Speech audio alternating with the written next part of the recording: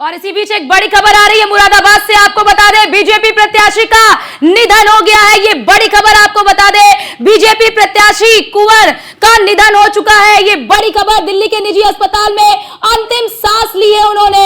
मुरादाबाद से बीजेपी के प्रत्याशी थे, मुरादाबाद से बीजेपी के प्रत्याशी सर्वेश सिंह का निधन हो गया है।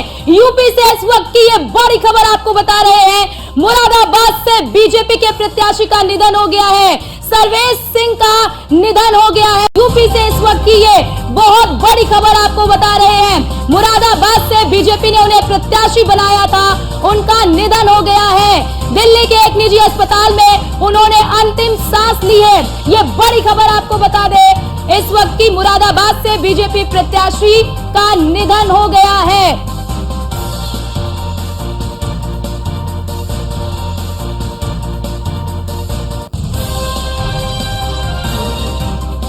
और हमारे साथ हमारी संवाददाता फराहा जुड़ चुकी है। फराहा, ये इस वक्त की बहुत बड़ी खबर है, कैसे इनकी मौत हुई है? क्या लंबे समय से बीमार चल रहे थे या कोई और वजह?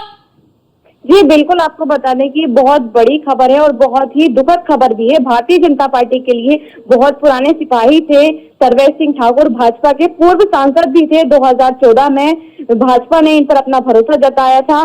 काफी लंबे समय से दिल्ली के निजी अस्पताल में सर्वेश सिंह का इलाज चल रहा था। जब अमित शाह मुरादाबाद पहुंचे थे सर्वेश सिंह के लिए वोट मांगने, जनता को संबोधित भी किया था, तब भी बहुत ही मुश्किल से सर्वेश सिंह ठाकुर जो जनसभा में पहुंच पाए थे। उसके बाद फिर अस्पताल के लिए रवाना हो गए थे। जब से उन्होंने अपना नॉमिनेशन कराया था उसके बाद से काफी बीमार चल रहे थे। काफी लंबे समय से उनका जो जिला दिल्ली का जो निजी अस्पताल है उसमें इलाज चल रहा था। किसी भी चुनाव में किसी भी जगह प्रचार के लिए भी नहीं जा पाए थे। उनके जो पुत्र हैं वो उनका प्रचार कर रहे थे। कल चुनाव में उन्होंने अपना मतदान किया, उसके बाद फिर दिल्ली के लिए रवाना हो गए और आज ही अभी कुछ देर पहले ही सर्वेश सिंह का निधन हो गया। उनके मीडिया प्रभारी ने इसकी पुष्टि की है। जी फरहाना, क्योंकि वाकई में ये एक बहुत ही दुखद खबर है, क्योंकि कल ही आपने भी बताया कि किस तरह से उन्होंने अपना वोट भी डाला, लंबे समय से बीमार भी चल रहे थे। परिवारजनों का क्या कुछ कहना है और अभी क्या उनका शव जो है वो अस्पताल में ही है? जी बिल्कुल, अभी उनका शव अस्पताल में ही है। बस कुछ ही देर बाद वो मुरादाबाद ठाकुर द्वारा के लिए रवाना हो जाएगा। अभी घर वालों से कुछ बातचीत नहीं हो पाई है। जब सर्वेश सिंह ठाकुर का जो पार्थिव शरीर है जब वो उनके घर के लिए रवाना हो जाएगा, उनकी फैमिली भी उनके साथ दिल्ली के अस्पताल में ही मौजूद है। जी, और फरहाना जरा ये भी बताइए कि इन्हें क्या बीमारी थी, जरा ये भी हमारे दर्शकों को बताइए इनके स्वास्थ्य को लेकर। स्वास्थ्य को लेकर अगर हम बात करें, सर्वेश सिंह का जो सांस था उन्हें लेने में काफी दिक्कत हो रही थी। काफी समय से इसी चीज का उनका इलाज चल रहा था। और उनकी किडनी की बात करें तो किडनी में भी काफी प्रॉब्लम्स आ गई थी, जिसको लेकर उन्हें दिल्ली जाना पड़ता था। लेकिन कुछ ही समय से कुछ ज्यादा ही वो बीमार चल रहे थे। जी बिल्कुल फरा, क्योंकि कल मुरादाबाद में भी मतदान हो चुका है, पहले चरण के मतदान हो चुके हैं, मुरादाबाद की सीट उसमें भी शामिल थी। अब ऐसे में बीजेपी के सामने भी कहीं ना कहीं एक कह लीजिए कि संकट पैदा हो गया है। जी बिल्कुल, बीजेपी के सामने संकट पैदा हो गया और दुखद के साथ कहना पड़ रहा है कि भाजपा ने अपना बहुत ही पुराना सिपाही खो दिया है, जो कि भाजपा के लिए बहुत ही दिल से काम कर रहे थे, बढ़ चढ़कर भाजपा में हिस्सा भी लिया था। और सर्वेश सिंह को सभी जानते थे भाजपा में ही कि कितने अच्छे तरीके से उन्होंने अपनी जिम्मेदारी को निभाया था। बिल्कुल फरा, और ये इस बात का सबूत भी है, जैसा कि आप बता रही हैं कि दिग्गज नेता भी रहे हैं और तबियत खराब होने के बावजूद भी अगर आला कमान ने, पार्टी ने इन पर भरोसा जताया था, तो ये दिखाता है कि किस तरह से एक मजबूत और गद्दावर नेता रहे हैं ये बीजेपी के। ये सर्वेश सिंह इतने बीमार होने के बाद भी अमित शाह के पास जनता को संबोधित करने के लिए पहुंचे थे। इतनी लंबी बीमारी के बाद भी सर्वेश सिंह ने अपना मतदान किया, मतदान का उपयोग किया।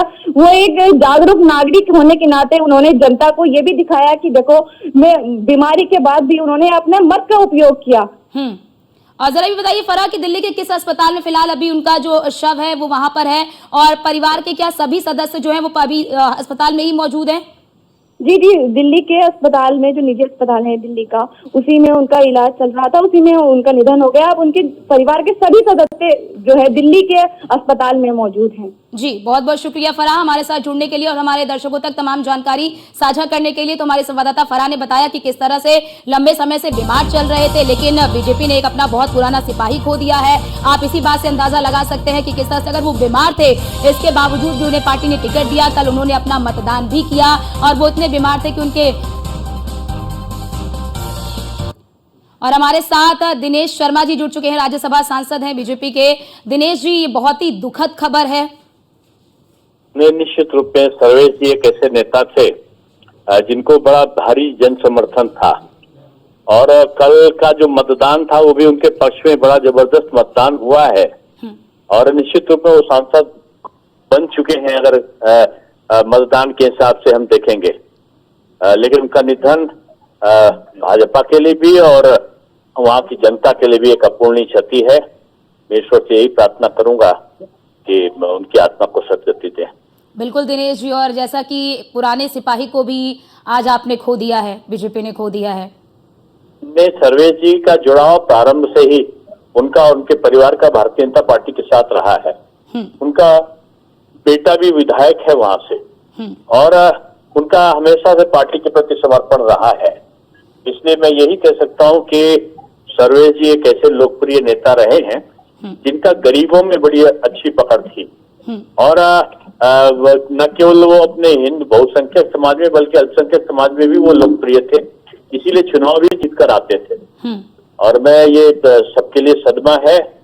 ईश्वर सर्वेश जी को परिवार को दुख सहने की शक्ति दे और मैं कहूंगा कि बीजेपी के लिए अपूर्णीय क्षति है। बिल्कुल दिनेश जी, क्योंकि आप इनको बहुत ही करीब से जानते भी थे और आप जैसा कि बता भी रहे हैं बहुत समर्पित भी रहे जनता के बीच में। जरा हमारे दर्शकों को बताइए कि निजी जीवन में और राजनीतिक जीवन में क्या ये दोनों में सेम थे या फिर कुछ अलग? देखिए, सर्वेश जी एक निडर पुरुष थे, किसी से नहीं डरते थे और जिसको कहना होता था मुंह पर बोलते थे। वो पीठ पीछे बात करना उनकी आदत में नहीं था। स्पष्टवादी थे, छल कपट से दूर थे और अपने कार्यकर्ता के लिए कहीं भी वो किसी से भी बात को बड़े गंभीरता से और जोरदारी से रखते थे जी। मैं समझता हूँ कि सर्वेश जी का जो स्वभाव था वही उनकी लोकप्रियता का भी कारण था और वही उनके विरोध का भी कारण था। कुछ लोग, जो चंद लोग उनका विरोध करते थे, वो उनकी स्पष्टवादिता के कारण, वो चापलूसी और लाग लपेट से बहुत दूर थे और स्पष्टवादिता के कारण वो जनता में अत्यधिक पॉपुलर भी थे। जी, बहुत बहुत शुक्रिया दिनेश जी हमारे साथ जुड़ने के लिए और हमारे दर्शकों तक इनके बारे में कुछ जानकारी देने के लिए।